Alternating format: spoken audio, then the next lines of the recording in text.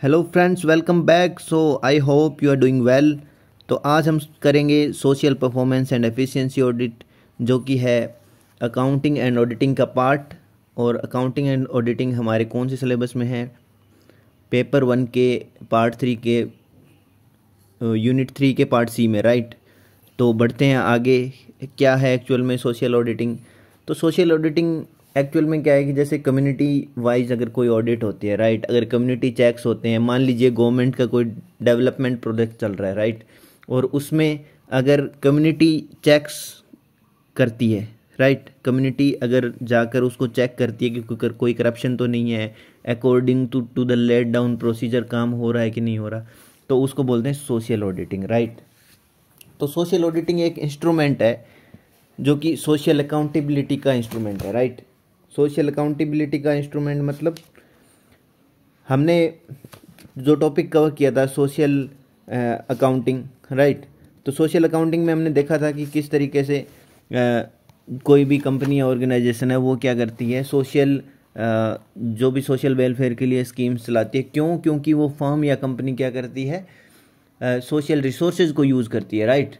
और social resources को use करती है इसलिए इन टर्न वो सोसाइटी को कुछ देना चाहती है, यानी कि उसकी कुछ जिम्मेदारी बनती है कि सोसाइटी को कुछ दे, राइट। और इसीलिए ये सोशल अकाउंटिंग काम में आती है। और इसी तरीके से जो उनकी जो सोशल अकाउंटेबिलिटी बनती है उनका एक इंस्ट्रूमेंट है social audit. So that year के एंड में या फिनेंशियल ईयर के एंड में क्या होगा कि सोशल ऑडिट की जाएगी और उससे पता चलेगा कि सोसाइटी के लिए उन्होंने कितना काम किया है, राइट।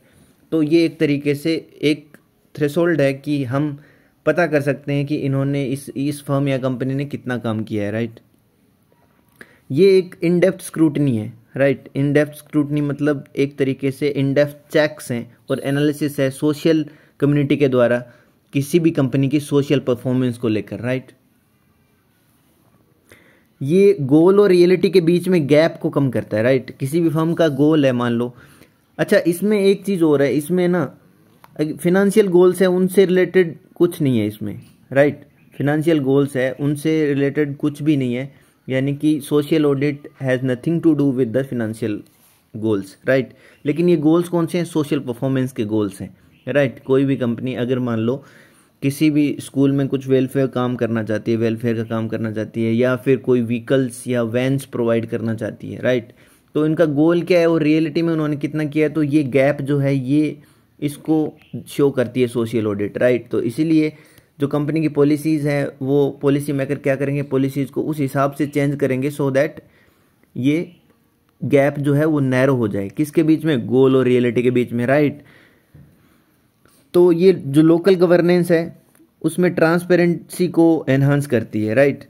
जो local governance in the sense कि हमने देखा था कि ग्राम पंचायत है, वहाँ पे अगर कोई डेवलपमेंट प्रोजेक्ट चल रहा है तो वहाँ पर जो ग्राम सभा या कम्युनिटी है या वहाँ के लोग हैं वो क्या करेंगे, उसको जाके चेक करेंगे डेवलपमेंट प्रोजेक्ट को, और उसमें ट्रांसपेरेंसी को चेक करेंगे, उसके अंदर जो करप्शन है उसको चेक करेंगे, राइट।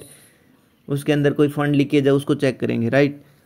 अच्छा, सोशल ऑडिटिंग के यूजर्स कौन कौन है? सोशल ऑडिटिंग को यूज़ करते हैं गवर्नमेंट बॉडीज़ अपनी परफॉर्मेंस को एसेस करने के लिए, राइट। उसके बाद में ऑर्गेनाइजेशंस हैं, वो प्राइवेट भी हो सकते हैं और पब्लिक भी हो सकते हैं, राइट। प्राइवेट ऑर्गेनाइजेशन हो सकते हैं, एनजीओज हो सकते हैं, नॉन गवर्नमेंटल ऑर्गेनाइजेशंस, राइट। तो ये था सोशल ऑडिटिंग का एक ब्रीफ इंट्रोडक्शन। आई होप आपको समझ में आ गया होगा। तो अब बात करते हैं ऑब्जेक्टिव की, राइट। तो ऑब्जेक्टिव क्या है? ऑब्जेक्टिव में सबसे पहले देखो कंसिस्टेंसी लेके आना, किसी भी फर्म के जो सोशल प्रिंसिपल्स हैं उनमें कंसिस्टेंसी लेके आना, राइट। यानी कि वो कंसिस्टेंटली कंटिन्यूस उन काम को कर रही है कि नहीं कर रही है, राइट। जो भी वेलफेयर के काम हैं जितने भी, उनको कर रही है कि नहीं कर रही है, राइट। इसके अलावा सोशल जो प्रिंसिपल्स हैं उनके साथ में अर्न कर रही है क्या, राइट। जैसे कोई भी कंपनी है उसका मेन ऑब्जेक्टिव होता है पैसा कमाना, प्रॉफिट कमाना, तो वो सोशल प्रिंसिपल्स को साथ में लेकर अर्न कर रही है कि नहीं कर रही है। ऐसा तो नहीं है कि अनएथिकल तरीके से वो अपना काम कर रही है, वो अपना प्रोडक्शन कर रही है और सोशल प्रिंसिपल्स की तरफ बिल्कुल ध्यान नहीं दे रही है, राइट। दूसरा है जो फिजिकल और फाइनेंशियल गैप है, राइट। फिजिकल फाइनेंशियल गैप है उनके जो नीड्स और रिसोर्सेज के बीच में, वो कितने हैं, राइट। जैसे मान लो किसी भी कंपनी है, इसके द्वारा बनाए गए प्रोडक्ट की नीड जो है वो मान लो 100 क्वांटिटी में है, राइट। लेकिन जो रिसोर्सेज हैं, राइट, वो सिर्फ और सिर्फ 50 क्वांटिटी प्रोड्यूस करने में कैपेबल है, राइट। तो ये एक तरीके से जो गैप है वो भी इससे सोशल ऑडिट से कम होगा, राइट। उससे पता चलेगा कि हमारे रिसोर्सेज कितना काम कर रहे हैं, राइट। उसके बाद में जो भी पॉलिसी डिसीजंस हैं, राइट, पॉलिसी डिसीजंस कौन लेता है? कंपनी का हायर मैनेजमेंट लेता है। तो कंपनी का हायर मैनेजमेंट अगर पॉलिसी डिसीजन ले रहा है तो उनकी स्क्रूटनी भी होगी, यानी कि ईयर एंड में जो भी सोशल ऑडिट होगी उससे पता चलेगा भी पॉलिसी डिसीजंस जो लिए गए थे वो सही थे कि गलत थे, राइट। तो उनको भी एसेस किया जा सकता है, राइट। जितने भी बेनिफिशियरीज है, जितने यानी कि जितने स्टेक होल्डर्स है, जितने शेयर होल्डर्स है, जितने इन्वेस्टर्स है, राइट, उनके बीच में अवेयरनेस आएगी सोशल ऑडिट से भी कंपनी कैसे सोशल परफॉर्मेंस कर रही है, राइट। उसके बाद में पीरियोडिक नेट कंट्रीब्यूशन है। मान लो कोई भी कंपनी है, उसका एक पीरियड में, किसी भी मान लो क्वार्टर पीरियड में या हाफ ईयरली पीरियड में कितना कंट्रीब्यूशन है वो भी सोशल ऑडिट से पता चलेगा, राइट। तो सोशल ऑडिट क्या है? सोशल ऑडिट एक तरीके से कम्युनिटी ऑडिट है, राइट। कम्युनिटी ऑडिट है, उससे मतलब इसमें इन्वॉल्व किया जाता है किसी भी मतलब जो भी यूजर्स हैं उनको भी इन्वॉल्व किया जाता है, राइट। जितने बेनिफिशियरीज हैं उनको भी इन्वॉल्व किया जाता है, सो दैट एक ईयर एंड में एक ऑडिट रिपोर्ट आए, उसमें पता चले कि कंपनी कहाँ स्टैंड करती है in terms of social performance, right. इसके कैरेक्टरिस्टिक्स क्या है? देखो कैरेक्टरिस्टिक्स में क्या है, सबसे पहले मल्टी पर्सपेक्टिव है, राइट। जो भी स्टेक होल्डर्स है, राइट, जो भी ऑर्गेनाइजेशन के द्वारा अफेक्टेड होते हैं, जितने डिपार्टमेंट है, जितने प्रोग्राम्स हैं, मतलब ऑर्गेनाइजेशंस हैं, वो क्या करती है? अगर स्टेक होल्डर्स को अफेक्ट कर रही है, राइट, तो उस चीज़ को रिफ्लेक्ट करना भी किस तरीके से अफेक्ट कर रही है, राइट। यानी कि ऑर्गेनाइजेशन या फिर कोई उसका एक सेगमेंट है, कोई डिपार्टमेंट है, कोई प्रोग्राम है, वो किस तरीके से जो स्टेक होल्डर्स है उनको अफेक्ट कर रहा है, राइट। स्टेक होल्डर्स कौन? जिनका स्टेक है बिजनेस में, राइट। उसके बाद में कॉम्प्रिहेंसिव। देखो कॉम्प्रिहेंसिव में क्या है कि जो भी एस्पेक्ट है, जितने सारे एस्पेक्ट है ऑर्गेनाइजेशन के वर्क और परफॉर्मेंस को लेकर, वो सारे के सारे इसमें चेक किए जाते हैं, राइट। तो एक तरीके से ये बहुत ब्रॉड लेवल पे होता है, राइट। ये सोशल ऑडिट बहुत ब्रॉड लेवल पे होती है। उसके बाद में आता है पार्टिसिपेटरी। पार्टिसिपेटरी में क्या है? देखो पार्टिसिपेटरी में जो स्टेक होल्डर्स या शेयर होल्डर्स होते हैं उनको भी पार्टिसिपेट किया जाता है, वो भी पार्टिसिपेट करते हैं सोशल ऑडिट में। इस टाइप की सोशल ऑडिट में पार्टिसिपेट करेंगे और उनको पता चलेगा कि एक्चुअल में कंपनी कहाँ स्टैंड कर रही है, राइट। अब आता है रेगुलर। देखो रेगुलर का मतलब यही है कि कंटिन्यूसली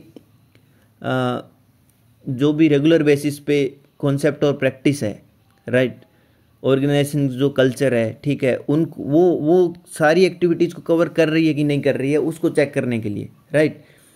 फिर आता है कंपैरेटिव, राइट। तो कंपैरेटिव में क्या है कि ये एक तरीके से ऑर्गेनाइजेशन की खुद की लास्ट ईयर की परफॉर्मेंस या उससे पिछले ईयर की परफॉर्मेंस नेक्स्ट ईयर की परफॉर्मेंस से मैच की जाती है, राइट। और एक बेंचमार्क सेट किया जाता है एक्सटर्नल नॉर्म्स के बेसिस पे, राइट। इसके अलावा जो भी सिमिलर वर्क कर रही है कंपनी, मान लो कोई एक मोबाइल की कंपनी है और दूसरी भी ऑटोमोबाइल की कंपनी है, वो दोनों सिमिलर वर्क कर रही है, राइट, ऑटोमोबाइल बनाने में, तो उन दोनों के बीच की परफॉर्मेंस को चेक किया जाता है, राइट। उसके बाद आता है वेरिफिकेशन। देखिए वेरिफिकेशन जो होता है एक तरीके से ये भी ऑडिट होती है, राइट, और ये सोशल ऑडिट में भी आता है, ठीक है। तो ये भी जो भी एक्सपीरियंस पर्सन होगा, जो भी चार्टर्ड अकाउंटेंट होगा, हमने देखा था उसमें कि जो चार्टर्ड अकाउंटेंट है वो एक क्वालिफाइड चार्टर्ड अकाउंटेंट जो ऑडिट के लिए मतलब नॉमिनेट होता है, राइट। तो वो वेरीफाई करेगा कंपनी के जितने भी ट्रांजेक्शन्स है उनको। लेकिन इसमें क्या है कि जो सोशल परफॉर्मेंस के बेसिस पे जितने भी कंपनी ने काम किया है उनको चेक किया जाना होता है, राइट। अब आता है डिस्क्लोजर। डिस्क्लोजर क्या है कि जो भी अकाउंट स्टेक होल्डर्स को, जितने भी अकाउंट्स है कंपनी के, वो सारे के सारे स्टेक होल्डर्स को डिस्क्लोज किए जाएंगे, राइट, जिससे क्या है ट्रांसपेरेंसी बनी रहेगी, राइट।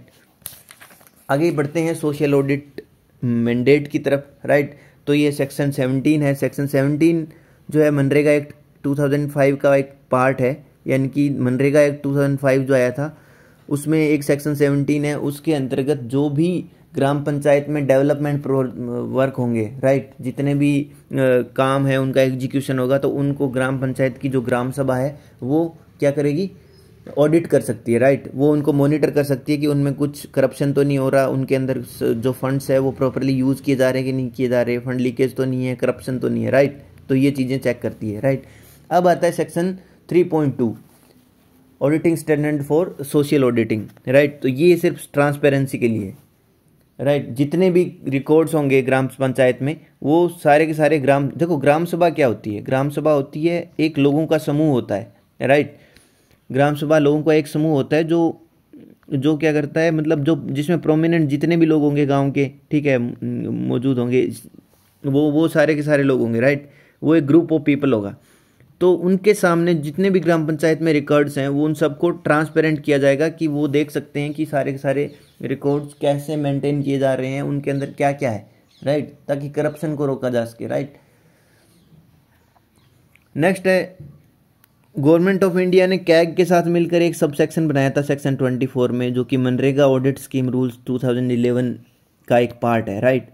तो इसमें क्या था, इसमें ये था कि एक सेट ऑफ रूल्स बनाया है ट्रांसपेरेंसी के लिए, सो दैट लोगों को पता चल सके कि किस तरीके से मतलब जो भी मनरेगा के अंदर जितने काम किए जा रहे हैं उनको ट्रांसपेरेंट किया जा सकता है, किस तरीके से वो काम कर रहे हैं, कितने लोगों को कितने दिनों का रोजगार दिया गया, राइट। बात करते हैं प्रिंसिपल्स की। प्रिंसिपल्स जो है सोशल ऑडिटिंग के, वो 4 प्रिंसिपल्स हैं। पहला है ट्रांसपेरेंसी, दूसरा पार्टिसिपेशन, तीसरा रिप्रेजेंटेटिव पार्टिसिपेशन, चौथा अकाउंटेबिलिटी, राइट।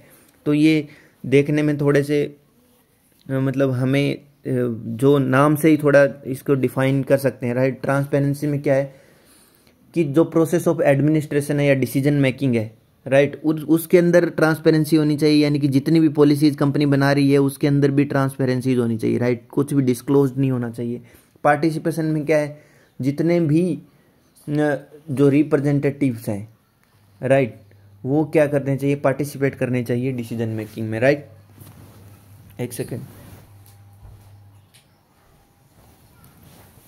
उसके बाद में रिप्रेजेंटेटिव पार्टिसिपेशन क्या है, इसमें जो भी अफेक्टेड पर्सन्स हैं, ठीक है, उनका राइट बनता है कि उनका कंसेंट लिया जाए, राइट। तो एज ए ग्रुप और इंडिविजुअल मतलब उनका एक कंसेंट होना चाहिए कि उनकी जो कंपनी के डिसीजन मेकिंग में उनकी कुछ भागीदारी हो, राइट। तो पॉलिसी मेकिंग में भी भागीदारी होनी चाहिए। तो रिप्रेजेंटेटिव पार्टिसिपेशन यही है कि जो अफेक्टेड लोग हैं उनको भी साथ में लेकर चलना चाहिए और उनकी भी एक कंसेंट लेके और डिसीजन मेकिंग में हेल्प होनी चाहिए, राइट। उसके बाद में अकाउंटेबिलिटी। अकाउंटेबिलिटी क्या है, जैसे मान लो कोई भी कंपनी या गवर्नमेंट डिसीजन ले रही है, राइट, तो वो अकाउंटेबल होनी चाहिए, उसके लिए जिम्मेदार होनी चाहिए, राइट। जो भी रिलेवेंट एक्शंस है, इनएक्शंस है, जितने भी रिएक्शंस हैं, राइट, उसके द्वारा जो भी लोग अफेक्टेड हो रहे हैं नेगेटिवली या पॉजिटिवली, तो उसके लिए अकाउंटेबल होनी चाहिए गवर्नमेंट या कोई बिजनेस फर्म जो भी डिसीजन ले रही है वो, राइट। तो ये 4 प्रिंसिपल्स थे सोशल ऑडिट के, राइट। बढ़ते हैं आगे। सोशल ऑडिट की नीड क्या है, देखो करप्शन को रिड्यूस करने के लिए, राइट। अगर सोशल ऑडिट होगी, कम्युनिटी लेवल पे चेक्स होंगे, अफेक्टेड लोग अगर ऑडिट करेंगे तो वो क्या करेंगे, चीज़ों को पकड़ेंगे, लूप होल्स को पकड़ेंगे, राइट। तो इससे करप्शन रिड्यूस होगा, राइट। तो करप्शन करने वाला इंसान जो है या कंपनी का कोई भी एम्प्लॉई है वो पहले ही पता कर लेगा कि इस तरीके की ऑडिट होने वाली है, तो वो उस चीज़ से रिफ्रेन करेगा, राइट। जो करप्शन है उससे रिफ्रेन करेगा, राइट। उसके बाद monitoring and feedback. Monitoring and feedback में क्या है कि जो भी सोशल ऑडिट आएगी उसके हिसाब से हम मॉनिटर कर सकते हैं कंपनी की एक्चुअल सोशल परफॉर्मेंस को, और उसके बाद में जो भी फीडबैक आएगा उसके बेसिस पे पॉलिसी मेकिंग में बहुत मदद मिलने वाली है, राइट। उसके बाद में अकाउंटेबिलिटी एंड ट्रांसपेरेंसी, वो हमने डिस्कस कर लिया, इस type of principle of social audit, right. उसके बाद में participative and democratic, right. Participative in the sense कि सारे के सारे लोग हैं वो सब पार्टिसिपेट करके पॉलिसी मेकिंग में हेल्प करेंगे, और डेमोक्रेटिक इन द सेंस कि जो भी वेलफेयर के लिए रूल्स बनाए जाएंगे या डिसीजन मेकिंग की जाएगी वो सारी की सारी लोगों के कंसेंट से होने वाली है। लोग कौन जो अफेक्ट हो रहे हैं, राइट। जैसे कोई स्टाफ के एम्प्लॉइज है और उनके वेलफेयर के लिए कोई चीज़ बनने वाली है तो उनका कंसेंट भी होना जरूरी है, राइट। उसके बाद में जो ग्राम सभा है, जैसे मान लो अगर गवर्नमेंट के पर्सपेक्टिव में देखें तो लोकल सेल्फ गवर्नमेंट में जो ग्राम सभा है उसको स्ट्रेंथन किया जा सकता है, राइट। क्योंकि ग्राम पंचायत में जितने भी डेवलपमेंट प्रोजेक्ट होते हैं उनको अगर ग्राम सभा ऑडिट करेगी तो वो उसको स्ट्रेंथ देगी, किसको, ग्राम सभा को, राइट। क्योंकि ग्राम सभा अगर स्ट्रेंथन होगी, क्यों होगी? इस रूल की वजह से होगी, क्योंकि वो ऑडिट कर सकते हैं, राइट। तो जो भी वहाँ पे एम्प्लॉयज़ काम कर रहे हैं या फ्रंट लाइन जो एडमिनिस्ट्रेटर है, वो इस चीज़ से डरेगा कि कल को कोई करप्शन का केस सामने आता है तो ये ऑडिट करने आएंगे और सब पता चल जाएगा, राइट। इसके बाद में जनरेट डिमांड्स, यानी कि अगर मान लो कोई कंपनी है वो कोई प्रोडक्ट बना रही है तो सोशल ऑडिट में पता चलेगा कि उससे कितनी डिमांड और इंक्रीज होने वाली है, तो इस तरीके से हम डिमांड को भी जनरेट कर सकते हैं, राइट। उसके बाद में प्रोफेशनलिज्म को इम्प्रूव करना और कलेक्टिव प्लेटफॉर्म को इम्प्रूव करना, राइट। जैसे मान लो जो प्रोफेशनलिज्म है, कोई भी कंपनी अपना अपना जो काम कर रही है उसके अंदर एक प्रोफेशनलिज्म लाएगी, राइट। प्रोफेशनलिज्म का मतलब होता है जैसे high level of efficiency, right. उसके बाद में जो कलेक्टिव परफॉर्मेंस है उसमें जैसे मान लो ग्राम सभा है, राइट। ग्राम सभा में जो लोग होंगे वो कलेक्टिव परफॉर्मेंस में क्या करेंगे, वो अपनी नीड को रिप्रेजेंट करेंगे, राइट। अपनी कॉमन नीड्स है उनको बताएंगे और उनकी बेसिस पे एक सोशल कंक्लूजन निकाल लिया जाएगा, राइट। तो आज हमने जो ये नीड ऑफ सोशल ऑडिट या जितने भी टॉपिक पढ़े हैं उसमें हमने जो गवर्नमेंट के पर्सपेक्टिव से भी बात करी है और जो बिजनेस है उसके पर्सपेक्टिव से भी बात करें, यानी कि ये प्राइवेट फर्म हो गया, राइट। ये तो हो गई प्राइवेट कंपनी या प्राइवेट फर्म, ये गवर्नमेंट बॉडी होगी, राइट। गवर्नमेंट बॉडी में हमने मेनली क्या देखा है, local self government, local self government जिसमें आती है ग्राम पंचायत या पंचायत समिति या ब्लॉक लेवल पे जिला परिषद होगी, राइट। तो इन सब में जो लोकल सेल्फ गवर्नमेंट जितने भी प्रोजेक्ट किए जाते हैं, प्रोजेक्ट चलते हैं डेवलपमेंटल, उनको ग्राम सभा या फिर कम्युनिटी लेवल पे ऑडिट करके और उसके बाद में जो भी ट्रांसपेरेंसी है वो हासिल की जा सकती है, राइट। तो ये तो था सोशल ऑडिट, आई होप आपको समझ में आ गया होगा। अब बात करते हैं परफॉर्मेंस ऑडिट की, और परफॉर्मेंस ऑडिट हमेशा इंटरनल ऑडिटर के द्वारा की जाती है, कोई भी एक्सटर्नल ऑडिटर नहीं आता है, राइट। इंटरनल ऑडिटर कोई कौन हो सकता है, कंपनी के द्वारा नॉमिनेट किया गया इंटरनली एक इंसान हो सकता है, क्योंकि कंपनी को अपनी एफिशिएंसी और इफेक्टिवनेस बढ़ानी है और साथ ही साथ क्या करना है, कंपनी की जो पॉलिसी मेकिंग है उसको इम्प्रूव करना है, राइट। बात करते हैं ऑब्जेक्टिव्स की, तो परफॉर्मेंस ऑडिटिंग में गवर्नमेंट जो है ग्रांट्स, ये परफॉर्मेंस ऑडिट दोनों पर्सपेक्टिव में देख सकते हैं हम, गवर्नमेंट और प्राइवेट लेवल पे, राइट। तो गवर्नमेंट में गवर्नमेंट बॉडी या लोकल सेल्फ गवर्नमेंट भी हो सकती है, और जो प्राइवेट बॉडी है उसमें फर्म या बिजनेस हो सकता है, राइट। एक फर्म या बिजनेस हो सकता है, राइट। तो गवर्नमेंट ग्रांट्स में क्या है कि जो भी ग्रांट्स गवर्नमेंट के द्वारा दी जाती है, जो भी पैसा दिया जाता है डेवलपमेंट वर्क के लिए, वो जिस पर्पज़ के लिए दिया गया है, क्या उस पर्पज़ को सॉर्ट आउट उसने किया है या किसी और पर्पज़ में लगाया जा रहा है, राइट।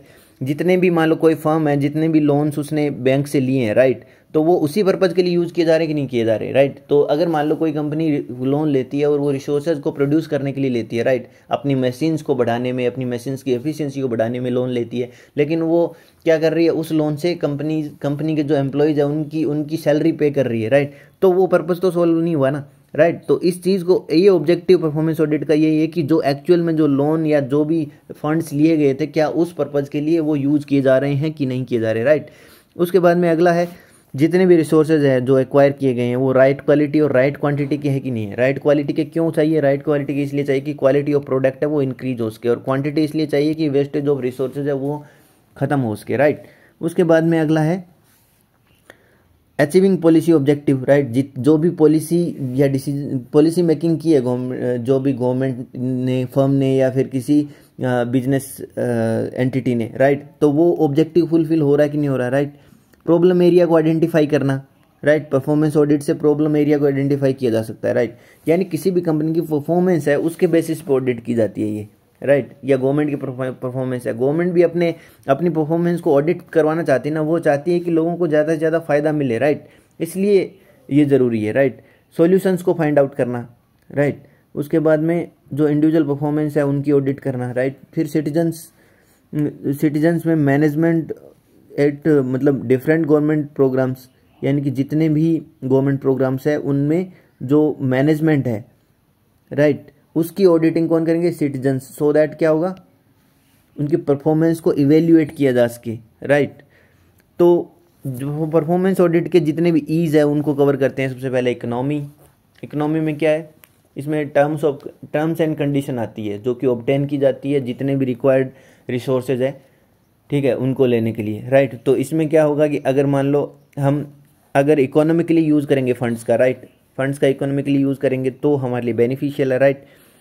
अगला आता है एफिशिएंसी जो जिस भी गवर्नमेंट बॉडी या कंपनी होती है उसकी एफिशिएंसी को हम बढ़ा सकते हैं सिर्फ और सिर्फ उनके राइट क्वांटिटी और क्वालिटी में रिसोर्सेज लेके, राइट। अगर रिसोर्सेज राइट क्वांटिटी में और राइट क्वालिटी में हैं तो हमारी एफिशिएंसी अकॉर्डिंग टू दैट बढ़ेगी, राइट। और जो फंड्स है उनका भी लीकेज नहीं होगा, राइट। तो ये प्रोडक्टिविटी को इंक्रीज़ करेगी और कॉस्ट को लोअर करेगी, राइट। उसके बाद करते हैं बात इफेक्टिवनेस की। तो इफेक्टिवनेस जो है वो जितने भी स्टेटेड ऑब्जेक्टिव्स हैं या जितने भी डिफाइंड गोल्स हैं, ठीक है, वो उसमें आउटकम हुआ है कि नहीं हुआ है, राइट। फिर बात करते हैं एनवायरनमेंट की। तो सस्टेनेबल डेवलपमेंट है, यानी कि जितनी भी, देखो सस्टेनेबल डेवलपमेंट का मीनिंग क्या होता है, meeting the needs of present organisation. मतलब क्या है कि जो सस्टेनेबल डेवलपमेंट जो है वो हम जो प्रेजेंट जनरेशन है हमारी खुद की ये जनरेशन है, इसमें इसकी नीड्स को भी पूरा कर लें, राइट। इसकी नीड भी पूरी कर लें, और उसके बाद में जो फ्यूचर में आने वाली और जो भी जनरेशन्स हैं उनके लिए भी मतलब उनके जो रिसोर्सेज है उनके साथ भी कोई किसी तरीके का कॉम्प्रोमाइज़ ना करे, राइट। फिर इक्विटी की बात करते हैं। इक्विटी का मतलब है रिसोर्सेज को इक्वली बांटना, राइट। इक्वली बांटना, तो इसमें फेयरनेस और इम्पार्शियलिटी, राइट। जो भी पब्लिक फंड्स हैं, ठीक है, उनको अगर बांटा जा रहा है तो वो उसमें फेयरनेस और इम्पार्शियलिटी है, राइट। एथिक्स में क्या है कि मोरल वैल्यू के हिसाब से, ऑनेस्टी और इंटीग्रिटी के हिसाब से जो पर्सनल कंडक्ट है और डिवोशन टू द ड्यूटी है वो परफॉर्म करना, राइट। जो भी पब्लिक फंड्स के मैनेजर होते हैं उनके लिए ये बहुत ज़रूरी है एथिक्स, राइट। तो अब बात करते हैं पर्सपेक्टिव की, परफॉर्मेंस ऑडिट के। तो पर्सपेक्टिव में क्या है कि जैसे मान लो बिजनेस एथिक्स है, राइट। तो बिजनेस एथिक्स में क्या है कि उस जो भी मतलब बेसिक एथिक्स है किसी भी बिजनेस को कंडक्ट करने के लिए या ट्रेड को कंडक्ट करने के लिए, वो आता है, राइट। उसके बाद में आता है एनवायरमेंटल सेफ्टी। ये तो आपको पता ही है। इसमें क्या है कि एनवायरमेंटल लॉज को ध्यान में रखते हुए रिसोर्सेज को यूज़ करना और जितनी भी जो एनवायरमेंटल सेफ्टी है, राइट, जिससे कि अथॉरिटीज़ को एश्योरेंस मिले कि हाँ भाई ये बिजनेस या एंटिटी है जो एनवायरमेंटल सेफ्टी को ध्यान में रख के अपना काम कर रही है, राइट। क्वालिटी मेंटेनेंस, जितने भी रिसोर्सेज है उनका क्वालिटी मेंटेनेंस किया जा सके सो दैट एफिशिएंसी बढ़ सके, राइट। इसके बाद में इक्विटी प्रिंसिपल। इसमें क्या है कि जैसे मान लो हर एक यूज़र है जो फेयरली और इक्वली ट्रीटेड किया जाना चाहिए, राइट। किसमें, गवर्नमेंट ऑर्गेनाइजेशन में या फिर जो भी लोकल या कोई भी मान लो एंटिटी है उसके अंदर भी किसी भी यूजर्स को इक्वली ट्रीट करना चाहिए, राइट। प्राइसेज है तो फेयर बिजनेस के हिसाब से प्राइसेज होने चाहिए। ऐसा नहीं है कि जैसे मान लो प्रोडक्ट की कॉस्ट वैल्यू कम है और प्राइसेज ज़्यादा है तो ये एक फेयर बिजनेस के अंदर नहीं आता है, राइट। तो बात करते हैं एफिशिएंसी ऑडिट की। एफिशिएंसी ऑडिट में क्या है कि जैसे मान लो कोई भी एंटिटी है, राइट, उसके अंदर हमें मान लो ऑडिट करनी है, ठीक है, और उसमें कोई भी डिफेक्ट या इरेगुलरिटीज आती है तो उन सबको एफिशिएंसी ऑडिट के माध्यम से फिगर आउट किया जाता है, राइट। जो भी प्लान्स है और मतलब जो भी कॉर्पोरेट प्लान्स है वो इफेक्टिवली एग्जीक्यूट हुए कि नहीं हुए ये दिखाता है एफिशिएंसी ऑडिट, राइट। यानी कि हमने प्लान बनाया था, हमने जो गोल सेट किए थे, राइट, तो उस प्लान्स या गोल्स के हिसाब से एफिशिएंटली एग्जीक्यूट हुआ है कि नहीं हुआ है, फाइनल रिजल्ट क्या आया है, फाइनल आउटकम क्या उनसे इक्वल आया कि नहीं आया है, राइट। उसके बाद में जो ऑडिटर होता है वो इन्वेस्टिगेट करता है एक्चुअल परफॉर्मेंस को, right. Actual performance in the sense कि जो भी प्लान प्रोग्राम है उसमें जो एक्चुअल परफॉर्मेंस थी उनको चेक करता है, राइट। उसके बाद में मॉडर्न मैनेजमेंट में क्या है, जो आजकल के एरा में जो भी मैनेजमेंट चल रहा है उसमें जो एफिशिएंसी ऑडिटिंग है, राइट, उसके अंदर वेराइटी ऑफ ऑब्जेक्ट्स आ गए हैं, राइट। मतलब एक ऑब्जेक्ट पे नहीं, अलग अलग ऑब्जेक्ट पे काम कर रही है, राइट। तो एफिशिएंसी ऑडिट है जो कॉर्पोरेट लेवल पे भी बहुत ज़्यादा इंपॉर्टेंट है, राइट। तो आपको समझ में आ गया होगा कि जो भी प्लांट परफॉर्मेंसेज हैं, राइट, उनको ऑडिट करके और वो इफेक्टिवली एग्जीक्यूट हुआ है कि नहीं हुआ है वो सब चेक करना, राइट। बढ़ते हैं आगे ऑब्जेक्टिव्स की तरफ। ऑब्जेक्टिव में जो भी रिसोर्सेज का फ्लो है, राइट, वो मोस्ट रिम्यूनरेटिव चैनल में होना चाहिए, राइट। रिम्यूनरेटिव चैनल में मतलब उसका मतलब इकोनॉमिकली यूज़ होना चाहिए, राइट। इकोनॉमिकली यूज़ होना चाहिए किसका, रिसोर्सेज का, राइट। यानी कि फ्लो होना चाहिए वो इकोनॉमिकली मतलब एक अच्छे तरीके से होना चाहिए, इकोनॉमिकली वायबल होना चाहिए, राइट। उसके बाद में डायग्नोस, ऑपरेशनल वीकनेस को डायग्नोस करना चाहिए। रिसोर्सेज फ्लो है वो भी कंस्ट्रक्टिव होना चाहिए, इनके प्रॉफिटेबल होना चाहिए। यानी जो भी रिसोर्सेज हमने यूज़ किए हैं, जैसे कोई कंपनी है, कोई प्रोडक्शन कर रही है सामान का, तो उसके अंदर भी रिसोर्सेज क्या होंगे? रिसोर्सेज तो यही होंगे ना कि रॉ मटेरियल रिसोर्स हो गया उनका, या फिर उनकी मशीन्स होगी, तो उनको एक कंस्ट्रक्टिव वे में यूज़ करना सो दैट उनको प्रॉफिटेबल बनाया जा सके, राइट।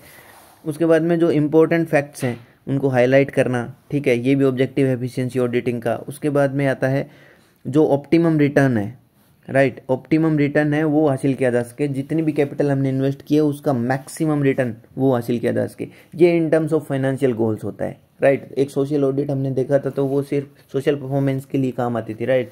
लेकिन ये जो है एफिशिएंसी, ये कोई भी बिजनेस एंटिटी है या कोई भी गवर्नमेंट ऑर्गेनाइजेशन है, वो कितनी एफिशिएंट है किसी भी काम करने में, वो सब ऑडिट में एसेस किया जाता है, राइट। बढ़ते हैं आगे पैरामीटर्स की तरफ जो कि एफिशिएंसी को मेजर करते हैं। तो कैपिटल जो है ना वो रेट ऑफ रिटर्न को डिसाइड करती है, राइट। जितनी भी कैपिटल लगाई गई है उसमें उस वो करंट मतलब डिजायर्ड रेट ऑफ रिटर्न दे रही है कि नहीं दे रही है, राइट। उसके बाद में कैपेसिटी यूटिलाइजेशन, यानी कि जितने भी एम्प्लॉयज़ है, जितने भी रिसोर्सेज है, उनकी कैपेसिटी का कितना मैक्सिमम यूज़ किया जा रहा है कि नहीं जा रहा, राइट। उसके बाद में जो भी रिसोर्सेज हैं वो चाहे नेचुरल हो, चाहे फंक्शनल हो, फिजिकल हो, ह्यूमन रिसोर्सेज हो, राइट। ह्यूमन रिसोर्सेज में क्या आता है? Man power, right. तो ये यूटिलाइजेशन इसका सही से हो रहा है कि नहीं हो रहा, ऑप्टिमम हो रहा है कि नहीं हो रहा, राइट। कैश फ्लो है, कैश फ्लो यानी कि सही टाइम पे कंपनी को या बिजनेस एंटिटी को या गवर्नमेंट ऑर्गेनाइजेशन को फंड्स मिल रहे हैं कि नहीं है मिल रहे हैं, राइट। तो फंड्स एक सही डायरेक्शन में मूव होंगे, राइट। उसके बाद में जो एक्सपोर्ट की परफॉर्मेंस है और इंपोर्ट का सब्सटीट्यूशन है, ठीक है, इसका एक पॉजिटिव रेशियो आ रहा है कि नहीं आ रहा, यानी कि एक्सपोर्ट ज़्यादा होना चाहिए, इंपोर्ट कम होना चाहिए, राइट। बढ़ते हैं आगे, एडवांटेज क्या है एफिशिएंसी ऑडिट के? तो ये एफिशिएंसी और इफेक्टिवनेस को इंक्रीज करती है, राइट। तो ई से आप एफिशिएंसी से आप इफेक्टिवनेस और एफिशिएंसी दोनों याद रखना, राइट। उसके बाद में रिसोर्सेज का ऑप्टिमम यूटिलाइजेशन, ये तो हमें पता ही है। इसके बाद में वेरिफिकेशन ऑफ ऑपरेशंस, राइट। जो भी ऑपरेशंस किए जा रहे हैं उनका वेरिफिकेशन वो सही से हो रहे हैं कि नहीं हो रहे हैं, राइट। एक लेट डाउन प्रोसीजर के हिसाब से हो रहे हैं कि नहीं हो रहे हैं, राइट। उसके बाद रिलायबिलिटी है, फिनेंशियल जो प्रोवाइड किए जा रहे हैं उनकी रिलायबिलिटी है कि नहीं है। जैसे फिनेंशियल प्रोवाइडर्स हैं, राइट, जैसे कोई लोन देने वाला बैंक है या कोई फाइनेंस प्रोवाइड करने वाली एंटिटी है, राइट। तो वो सही में रिलायबल है कि नहीं है। कहीं ऐसा नहीं हो कि फंड कंपनी को या जो ऑर्गेनाइजेशन को फंड्स चाहिए और उस टाइम ये प्रोवाइडर है वो पीछे हट जाए, राइट। ड्रॉबैक्स क्या है? देखो हाई लेवल ऑफ ड्रॉबैक्स में सबसे पहले आएगा हाई टाइम इन्वॉल्व, राइट। देखो जो भी परफॉर्मेंस एफिशिएंसी ऑडिट होती है उसमें टाइम बहुत कंज्यूम होता है, राइट। कॉस्ट भी ज़्यादा आता है क्योंकि इसके अंदर क्या है कि चार्टर्ड अकाउंटेंट पहले हायर करेगी कंपनी, उसके बाद में क्या करेगा, उसके बाद में फिर अलग अलग वो चार्टर्ड अकाउंट की हेल्प करने के लिए, अकाउंटेंट की हेल्प करने के लिए इंजीनियर्स होंगे, लॉयर्स होंगे, राइट। इस तरीके से एक ऑडिटिंग का जो पूरा प्रोसीजर है वही सेम फॉलो होता है एफिशिएंसी ऑडिटिंग में, राइट। उसके बाद में जो भी प्लान फ्रॉड्स है वो डिटेक्टेड नहीं होते क्योंकि लोग जो प्लानिंग से फ्रॉड करते हैं वो इस तरीके से फ्रॉड करते हैं कि उन चीज़ों को छुपाया जा सके, राइट। आज के डिजिटल एरा में ऐसा पॉसिबल है भी और नहीं भी, राइट। उसके बाद में जो भी प्रॉब्लम एरियाज है, राइट, ठीक है, प्रॉब्लम्स है मतलब कॉस्ट मिनिमाइजेशन में वो भी पता कर सकते हैं, राइट। मतलब ये पता कर सकते हैं, लेकिन जो एफिशिएंसी ऑडिटिंग है इसमें ऐसा करना लगभग बहुत कठिन है। क्योंकि जो कॉस्ट को मिनिमाइज कहाँ करना है, राइट, वो एरिया एफिशिएंसी ऑडिट में नहीं पता चलता, क्योंकि ये एफिशिएंसी और इफेक्टिवनेस को ही दिखाती है, सिर्फ कॉस्ट मिनिमाइजेशन को नहीं दिखाती है, राइट। Thanks a lot. और बाकी तो और क्या ही बोल सकता हूँ। अगर आपको वीडियो अच्छी लगे तो लाइक ज़रूर कर देना। Thank you so much.